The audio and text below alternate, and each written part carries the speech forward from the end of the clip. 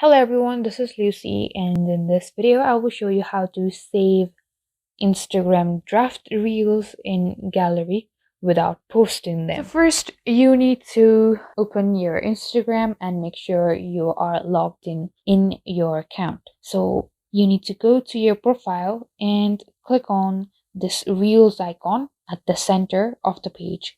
So here you will see your drafts at the top under this draft page. You just need to click on drafts and go to the draft you want to save. So here, and now what you're gonna do is click on the edit button at the top right corner. Here you will find this editing platform. You just need to click on the video or the draft itself and you will find this page. So now you just need to drag this and you'll find a download option at the end. Now just click on it and click on save to camera roll. It will start saving your draft and you're done.